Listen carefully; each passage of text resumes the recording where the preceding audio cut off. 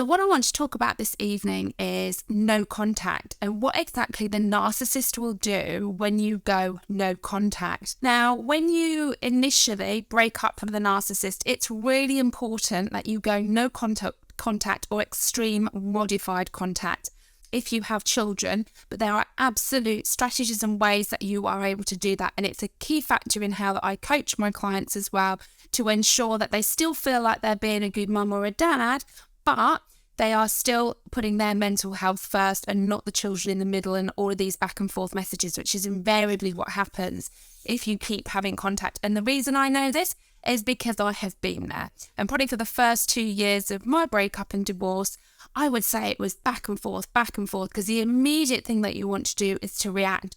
You know, if they say something horrible, you want to say something back, no this, no that, and all you're doing is going round in circles, because actually all you're doing is actually supplying the narcissist when you do that as well, and you're keeping them in this cycle of abuse all of the time. And the reason for that is because you have that addiction to the narcissist, So the hypothalamus in our brain will be releasing all of these chemicals, these peptides to all the cells of our body, which become the norm to us whilst we're in that relationship. And then when we break away, our body still needs those peptides because we're addicted to them. So naturally, we want to respond, we want to react, we want to kind of talk to them or engage in an argument, because then we release all of those peptides. And it's like a habit. All the research has suggested as well that it can actually be 10 times more difficult to break the habit of a narcissist than it can heroin, which might seem really crazy to even think like that. But I certainly know where I came out of my relationship, it was incredibly hard because my head was telling me, don't react, don't respond, don't do any of that. But actually, I just couldn't stop myself. I had to react. And it was a physiological reaction. So we often talk about the mental and emotional impact of breaking up with a narcissist, but not many people talk about the physiological aspects of that as well. And I did a video on this a few weeks ago. So you can either catch it on my business page, on my Facebook business page, or if you go over to my YouTube channel, Caroline Strawson, you can catch it on there as well. And it just explains a little bit more about the addiction to the narcissist. So this evening, I want to talk about when you do go no contact, because it's really, really vital for your healing, because it's going to allow you time to focus on your healing.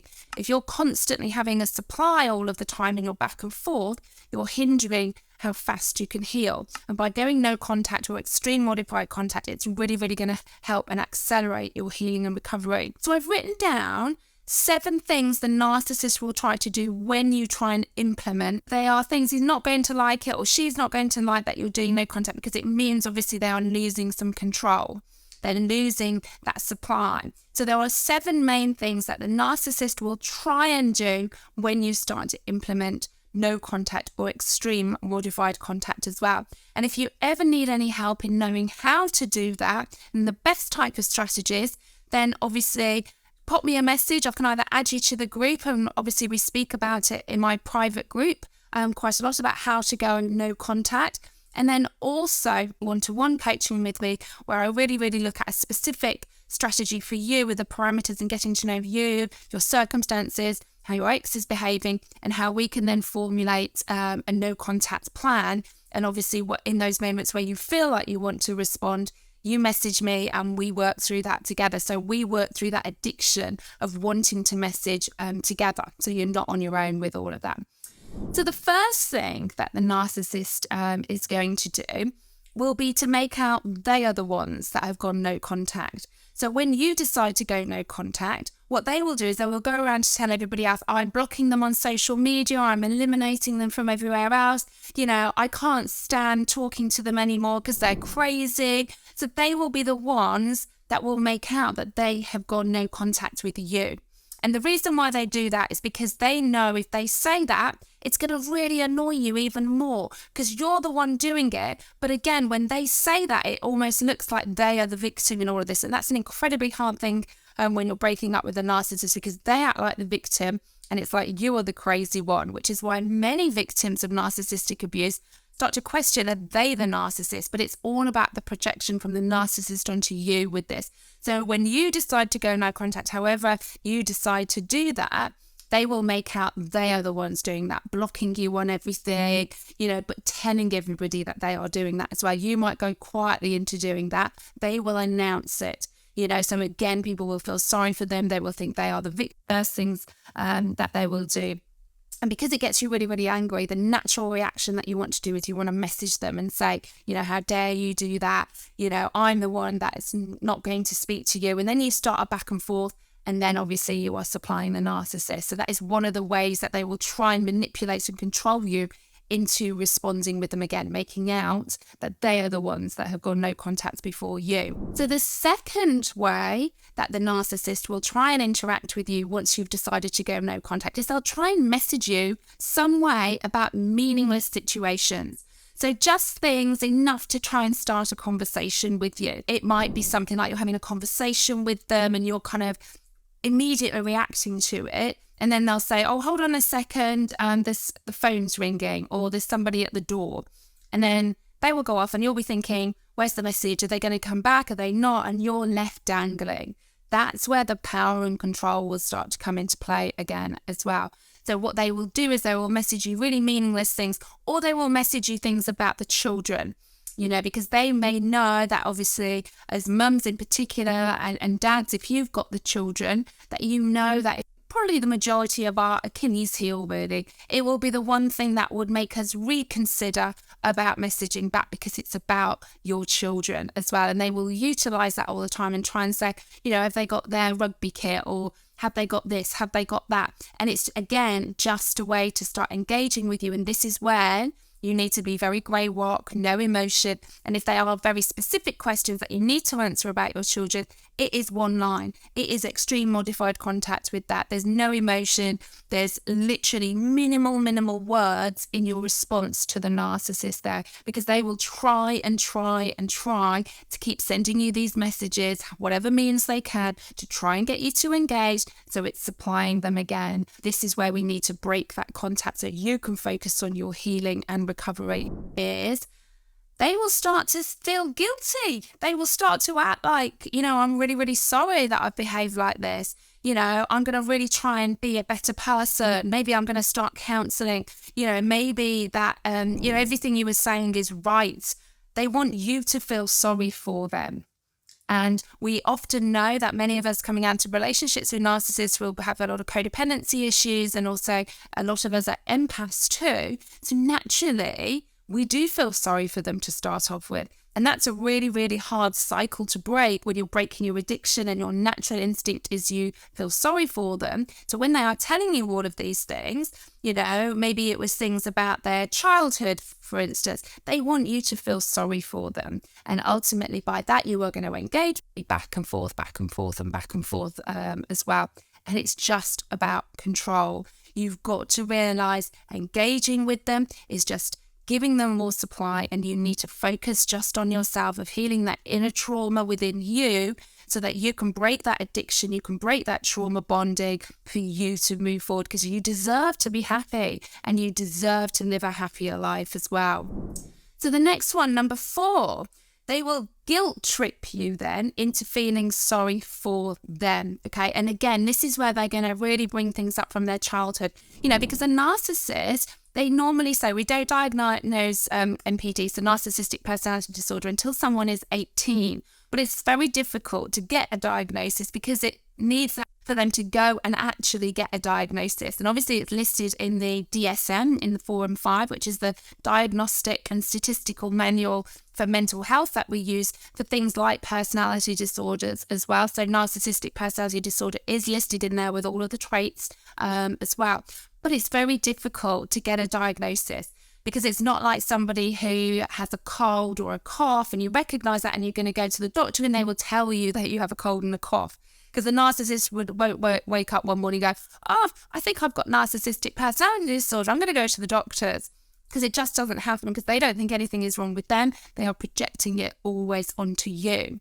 But very often, narcissistic personality disorder is formed in childhood, because of circumstances. And again, I know I've done another video about this, where very often it might be the golden child, so they're put up on this pedestal, and they have this feeling of grandiosity all of the time, and they believe that they deserve all of this as well, and that's one of the reasons, predominantly probably an overt narcissist you would see being like that as well. The other aspect then is a covert narcissist. So normally you tend to find covert narcissists, vulnerable narcissists, will be maybe those that have had a complete lack of love in their childhood for whatever reason that may be. So they may have had a lot of brothers and sisters. Maybe they've been played off against brothers and sisters. Maybe again, their parents. There's a cycle of narcissism within the family as well. So they're just not getting any love. So they're always searching for something. And this is where the personality disorder can be formed. And there can be other triggers with regards to that as well. So if your narcissist has been telling you about that they never felt any love, you're naturally going to feel sorry for them. And a narcissist will absolutely tap into that to apply going as well. So number 5, and I'm sure many of you watching will be able to relate to this because it's probably one of the most common ones as well. And that's a smear campaign. So your narcissist ex will take it upon themselves to absolutely smear and trash your reputation. And this is one of the hardest ones to recognize because you want to go around and speak to everybody that they have spoken to. You want to shout, you want to scream, you want everybody to know what sort of person they are because they are out there portraying themselves as the big victim and smearing your reputation. I remember when I was going through mine, I thought, do you know what? I would love to take a billboard out somewhere and just paint it everywhere about what had happened. Because again, they can portray themselves as the best, and they're very good at twisting stories and rewriting history in their mind. And then that leaves you feeling like how friends and family potentially thinking, well, maybe they are the crazy one, where you're not, but what do? Spend the rest of your life following them around and everyone, that's how it was. This is how it was. And, let me tell you, there's no point in you doing that. You can't control what the narcissist is going to go around and say. Trying to control that, it's just going to overtake your life and you're never going to truly heal. Let them get on with it. Obviously, if they are overstepping the mark, then you can seek legal advice as well for defamation of character as well. But if they're just going around just saying bits and bobs about you that are just not nice, it's a hard thing to do, but you've got to learn to switch off to it and just focus on your healing. Because again, the more you direct, how dare you say that, or you start messaging them and say, don't you say that to my friend, don't you say that, stop saying all of these things. All you are doing in that scenario is you are feeding their supply. That's what they want you to do. I know every fibre and cell in your body is saying, message, how dare they tell you. If you do that, you're just going to slow your recovery down. Utilize other ways to release that pent-up frustration and anger. Come in my group, the divorce and breakup support after narcissistic abuse. Message me, get some coaching, surround yourself with those who that they know the truth about it. So you need to really, really cocoon yourself. Don't get involved, switch off to it. As hard as I know that is, it's one of the hardest things when you know that they're going around, smearing your reputation. And it really, really is. And I get it because I've been there and I know what it is like. But it will absolutely destroy you if you keep on focusing on that as well. People will make their own decisions regardless. Surround yourself and let them get on with it as well. Really, really do. So number 6. So they might have an incident in their life and suddenly start to message you about it as well. So that might be something like they're poorly, maybe they've lost their job, maybe they've lost a loved one, and they're going to use that as a little chink of door opening to start messaging you, to get you to feel sorry for them again, to try and maybe get back with you, or to try and get that supply going again so that they can feel like they've got that manipulation and control. It is not about the situation ever. This is about them always trying to maintain control over you because they want that constant supply. The more you message them, it's like you are fueling them. If you imagine you are the petrol pump in all of this, okay? And for you to heal and recover, you need to stay full. The petrol needs to stay within you. The moment you start to engage with your narcissist, you are giving them fuel. You are supplying them. And all of the fuel that you're trying to fill up inside of you is going down and down. and you are giving your power away to the ex. And what you really, really need to do is really make sure that you are focusing on yourself with all of this. So number 7, and the final one, this is about you moving on and replace. What they will do is they will move on really, really quickly. I have never really known a narcissist who hasn't already got somebody else lined up when they exit a... No, they're not, but I pretty much guarantee what you would be able to do by doing this is see that they are just moving on really, really quickly. They won't not move on to somebody else.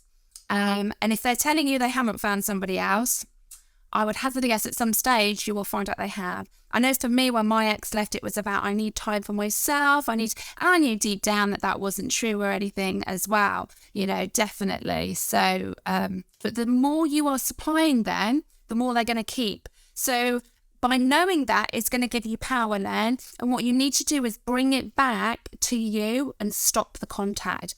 And that is really, really going to help you heal and move on as well. They don't like that, okay? They don't want you to do that because they want to keep that endless supply. And this is where you have to realize, however broken you are at that time, that for you to heal, you have to go no contact or modified contact. You really, really have to. There are ways of doing it that still means that you have a channel of communication if you have children.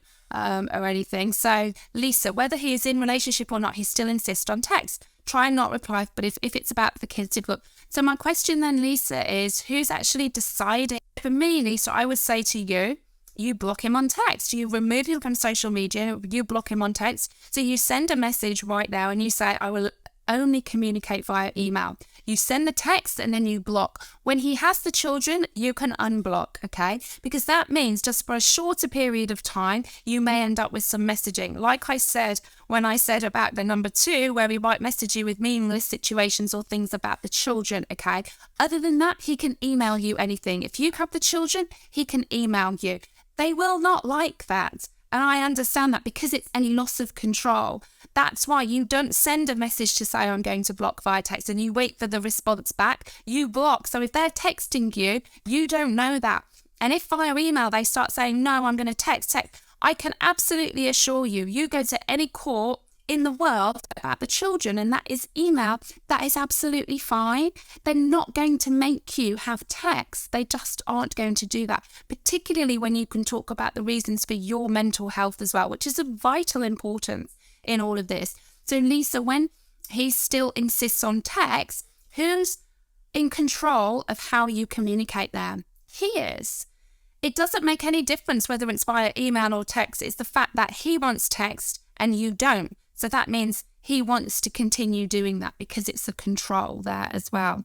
You're not being a bad mum by blocking him on text. And let me make that perfectly clear because I know so many of you feel like if you do that, you're being a bad parent. You're not. You're being a great parent because you recognize that to protect yourself, that's why you have to do that. So it's really, really important that you recognize that no contact and extreme modified contact is a huge part of your healing and recovery. It was one that I can talk about this from personal experience. And the moment I implemented this, it allowed me to start healing. It allowed me to focus and it was like a great big weight had been lifted as well. So what I would say to that, the moment, and this is where you need to think of your son in this scenario. So yes, they're blocked, but your son has a phone so he can call you. So if son calls you, you speak to your son, and then he passes the phone over. The moment he starts on you, you say, I'm going to hang up now, goodbye, and you hang up, okay? Because what you have to realize is you staying on the phone and having that conversation with your ex and he's shouting at you, you're getting really upset. Who's watching all of this? Your son.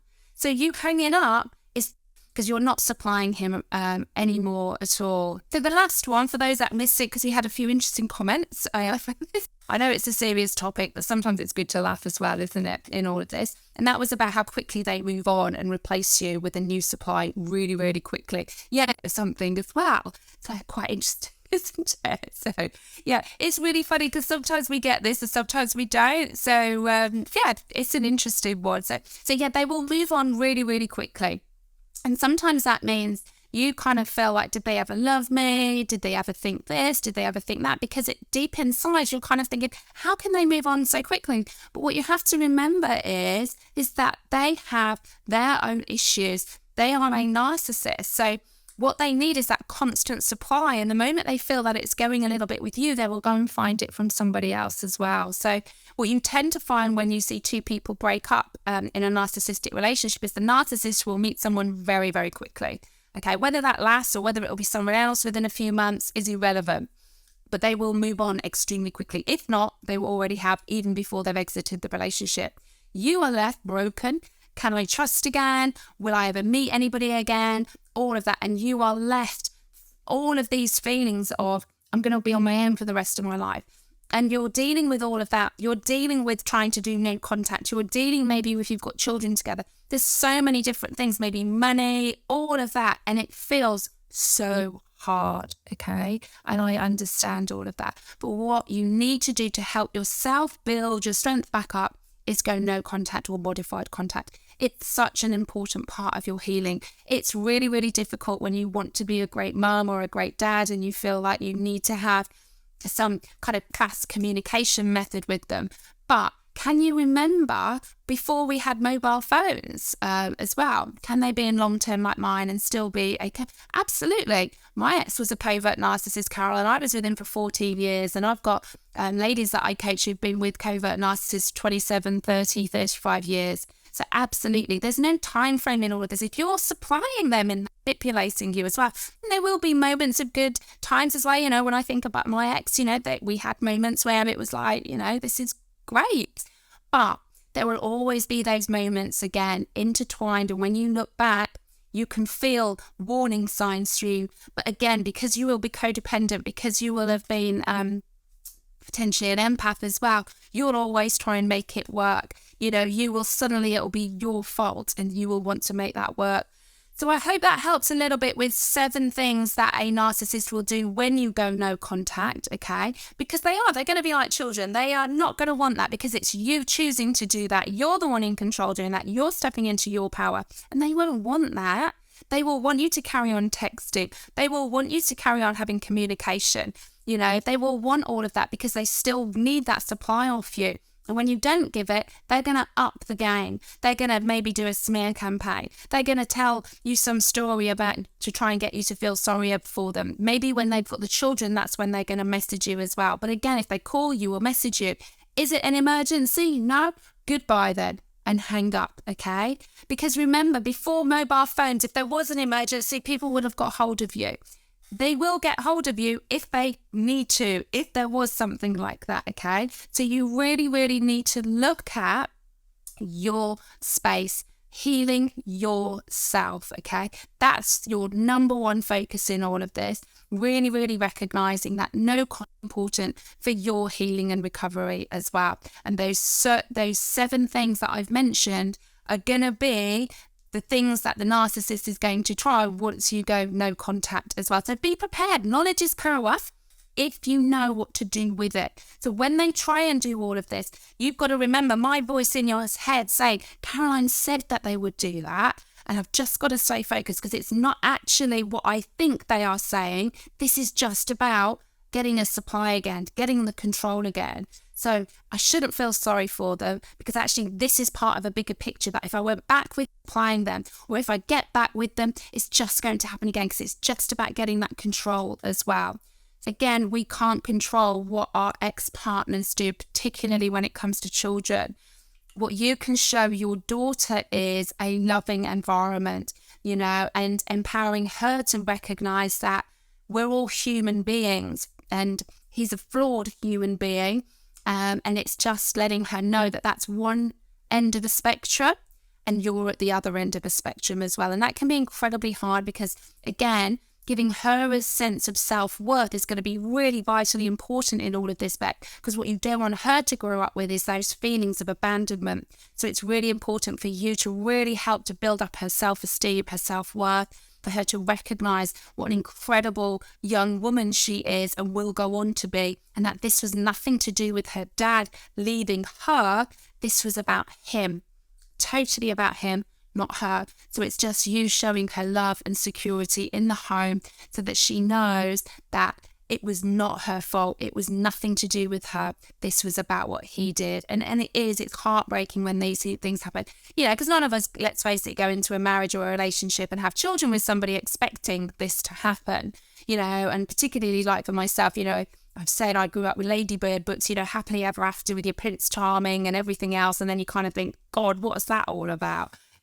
So thank you, Caroline. Just what I needed. I'm going to go back and rewatch. Great. And again, you're clearly doing an amazing job. You are all doing say to you, you are doing a great job, because I know lots of us want this epiphany that they're going to suddenly say, do you know what? You are a great mum. You are a great dad. I do recognise all of this. I'm really, really sorry. Don't keep waiting for that, because that's not happening.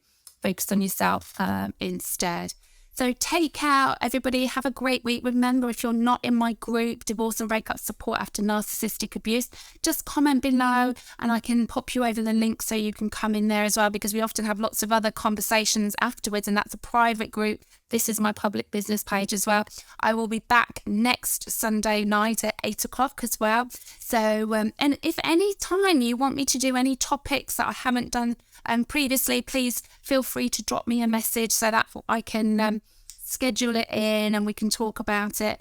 And at any time, if any of you feel like you need any one-to-one help at all, you're really, really struggling, you want to really accelerate your recovery as well.